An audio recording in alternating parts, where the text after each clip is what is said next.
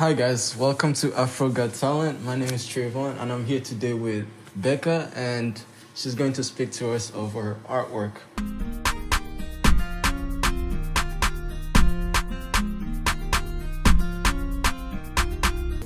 Hi Becca. Hello everybody. Hi. Happy to be here. Sure, glad to have you too. Can you tell us what inspired you, basically, as you can see this beautiful art, getting into it? Yeah, I mean, my artwork definitely comes from my own lived experience. Yep. And the way that I sort of navigate the world and the spaces and social interactions. I guess a lot of my work touches on themes of the human body and feminism and sort of things that I am interested in or find, worthy of creation. Oh, that's awesome. As I can see also, you have different sort of paintings and I believe you use different paints. For example, oil painting as it's one of the measures that you do. Can you tell us what's the reason, some people use others, but... Yeah, there's, I guess, a multitude of reasons. Specifically, oil paint I find is really good for mixing skin tones. I really like this sort of viscous way that it moves with the brush. It's very visceral. I like that. So I use oil paint specifically if that is the content that I'm making. But if I'm doing other things, say like these sort of dot work paintings, I'll use acrylic because I can cover more ground for less cost. So yeah, it's really based on, I guess, what the need or the goal is. But all the mediums are fun in their own way. For sure. And as you mentioned, you are intrigued in painting female bodies, or is there other beyond that? And what's the inspiration into that? I would say the sort of themes of feminism in my work come from the way that I've seen female bodies portrayed throughout our history, specifically through sort of a Eurocentric, patriarchal, I would say, lens. And I guess in a way, it's sort of my way of reclaiming my own sexuality and sort of doing it for women, by women, women with an X, obviously. Of course, no, definitely. But it's important to me to sort of showcase it in a way that I think is, sex positive. Definitely. Yeah, I mean, there's a lot of art that I see which have different meanings and different thought, but we don't see much of this, so this is also unique to me, and, there's always something beyond the artwork, so you always need to know, so that's glad to hear about that. And what is the difficulties, let's say, experience that you get when you're, like, painting or just having to, just the timing? What's the difficulty that you enter into? Gosh, there's always so many. I mean, everybody can relate to artist block if you're a creator. But I would say sometimes the difficulty is when my work is not sort of read the way that I intend it to. Of course. But that's also sort of the wonderful reason for making art is people will look at something and they will interpret it in their own way. Differently, and make their own meaning. So I guess once I make something and I put it out into the world, it's its own entity loved, after that, it becomes what it is supposed to be. That's nice. No, that's actually nice because I remember just speaking on Instagram, I saw this painting of a lady's body, but there's like some sort of mushroom, so I was like, interesting, intrigued, but I thought it was like different kind of art. Yeah, people always go to like, oh, is she doing drugs? Or, there's that too. What is the meaning? And I think that's the beauty of it is you can just let them make their own meaning. No, that's amazing. And let's say beyond, do you have like a story within every painting or not really? When you're like... Ooh, you know what? I think every painting has its own story in the sense of it comes from somewhere within that it is a concept that I sort of want to get out. Yep. I don't know, these were supposed to be done as a sort of meditative practice. Right. So it was just a repetition of the same thing over and over again. Became like a meditation for me.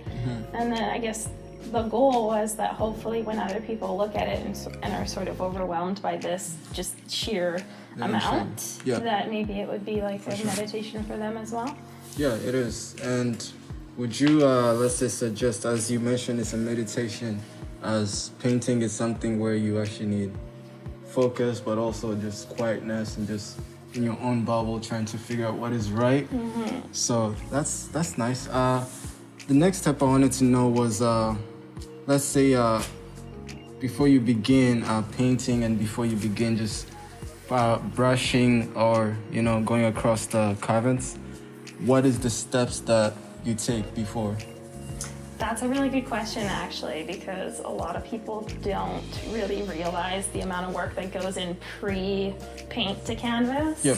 A lot of the time, of course, you'll start with an idea and how you want to portray that idea, and then you'll sort of take it and it has to materialize into something. Right. So I will usually find either reference photos or I will take my own reference photos with whichever camera, and from there I'll bring it into, I usually use an iPad with the stylus, and I will sort of draw it up.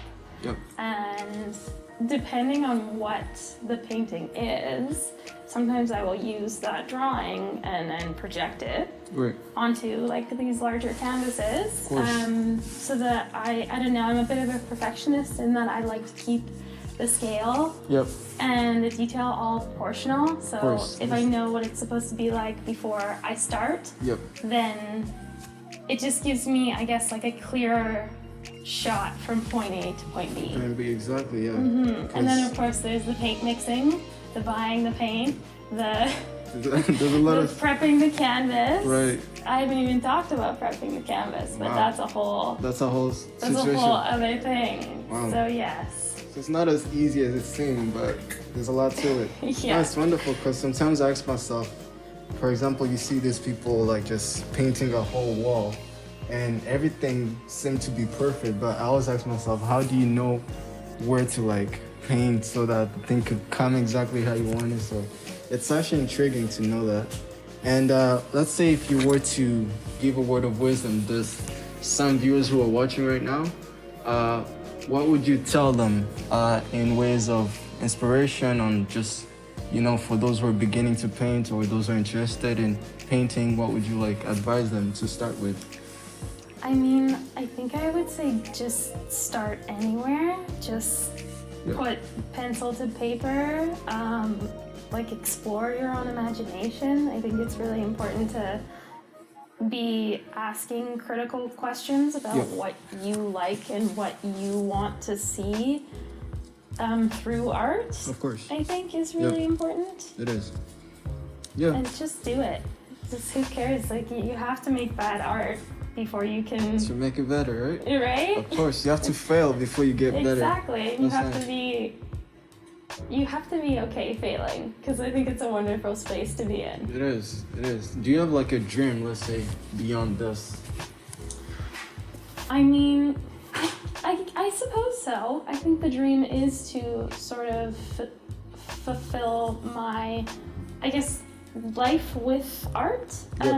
Be able to support myself with art would be obviously the most amazing thing, but also, to be a part of a community of other artists who are creating spaces for other artists to be successful. Oh, that's amazing. Definitely. So there's also something that some people don't know. You have your own website, and I'd like you to explain us a little bit within the website. It's called if I'm saying it right, Bexfineartist Art. Bexfineartist.com. So yes, my artist alias, the art name that I like to create under is Bex, Bex, and I wanted a place for people to be able to find my art and look at it and potentially buy it. Right. And so recently I decided to make a website, which has been a wonderful experience, and I've gotten lots of great feedback, and so I appreciate, if anybody is interested, they can definitely visit. It's Bexfineartist.com. Of course. So guys, go and check it out if you like what you see, and if you're intrigued on the art that she does, so go and check it out, Bexfineartist.com. Also, do you have a favorite, let's say like your major favorite art that you did that, that's like number one for you? No, because I think your best art is sort of the last piece that you did. Of course. Yeah. Everything you do, you get better. So again, it's just a matter of going through the motions of, even if you think it's not great, you learn something from it, and you can then take that and apply it to your next endeavor. Definitely. Well, this was great. As I can see, this is truly amazing. There's still more to know, and there's still more to ask for. So they can check. What's your Instagram, actually, if you can tell us your Instagram? Yes, my Instagram is Beccanomalous, BECCANOMALOUS. Definitely. So go and check her out there. Also, ask her about her art, and don't forget to like and comment on her Instagram. And this is the best art. Do you also do, let's say if somebody were to ask you to draw them, would you do it? Yeah, I am open for commissions through my website, Exactly. which is a great way to get in touch. I'm always happy to be doing something that allows me to create more. Fulfill, exactly. So this is fun. So if you guys are also intrigued on beginning, you can also check her website and just get inspired by there. So go on, check it out. And thanks again for having us. Thank you for having me. Thanks for this beautiful art that we see. So we'll see you guys soon. Hey guys, I'm here with Afro TV, and I wanted to say thank you so much. And you can like and subscribe to their video, and find my artwork on my website, Bexfineartist.com.